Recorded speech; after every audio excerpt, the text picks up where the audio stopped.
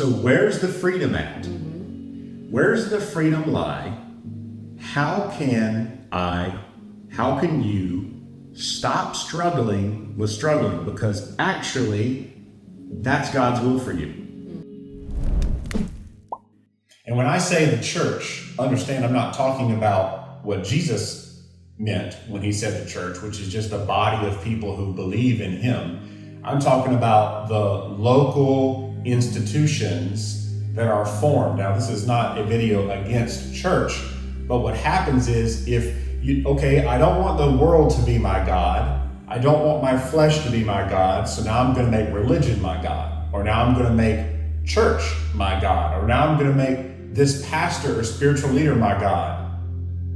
You're still missing it, because there's only two kingdoms. There's only two realities. There's only two powers. There's the kingdom of God, which is the kingdom of light and joy and peace and love and life.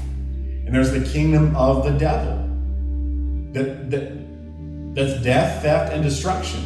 And you can do things calling yourself a believer, or calling yourself religion or religious, or saying that this is the church, but you can still be doing it in the same power. Now that's difficult, but the world tells you you can help yourself. The world tells you you need to just hustle. The world tells you need to pull yourself up by your bootstraps. But unfortunately, and I've been in church my whole life, I've heard sermons from pastors that sounded exactly the same. You just gotta hate your sin more. You just gotta hate the devil more. You just gotta hate failing more. You just gotta see sin as more repulsive. See your own shortcomings as more repulsive. You just gotta dig deeper, try harder, grit your teeth, dig in. Well, these are all messages of the flesh. You just helping yourself. You just doing it in your own power. And Satan sits back and folds his arms and says, go right ahead.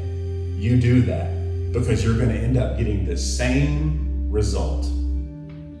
Not going even backwards. And so then when the lust comes back, it comes back twice as stronger. And I want to break down for you what the word lust really means, because most people, they associate lust as something sexual or sensual, but lust is an out of order appetite for anything that can take over you.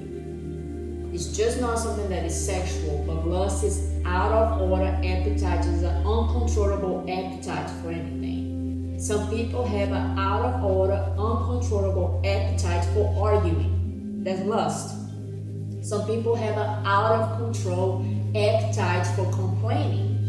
That's lust. Some people have an out of order impulse to be argumentative, to be controlling. That is just as lust as someone that likes to watch porn. There is no difference. Okay, so you ready for the good news? Let's go. So where's the freedom at? Where's the freedom lie? How can you stop struggling with struggling? Because actually, that's God's will for you. God's will for you is to not struggle. You go, I don't believe that. Well, it's all about intention and expectation. It's all about intention and expectation. If you're not listening to this video with the intention of hearing from God, with the expectation that you're going to hear from God, and the intention that you're going to actually do this, that you're going to actually seek this, to dig into this, then you're not going to get it. But there is a freedom. And let's start where the problem started. Why do we struggle with struggling? Where does struggling come from? Well, we have to go back to where this first began. Now, we've talked about the devil. The devil initiated his plan to make humans struggle. He initiated this back in the Garden of Eden. God made man and woman. They enjoyed the presence of God. They enjoyed the blessings of God. They enjoyed closeness with God. They did not struggle. Right? And the devil said, this ain't good. I don't like this. I hate God. I hate everything about him. Now he's made mankind in his own image. I hate them now. I don't want them close. So I've got to do something. And he initiates a plan in Genesis. And here's the plan. In the Garden of Eden, there was a tree called the tree of knowledge of good and evil. And maybe you've heard the story, maybe you haven't. But God told Adam and Eve, enjoy my presence. Enjoy everything I've made for your enjoyment. Enjoy the closeness we have together. But do not. I'm only going to tell you one thing you can't do. I'm going to tell you one thing I want you to stay away from, because it will cause struggling and ruin everything good. Stay away from the tree of knowledge of good and evil.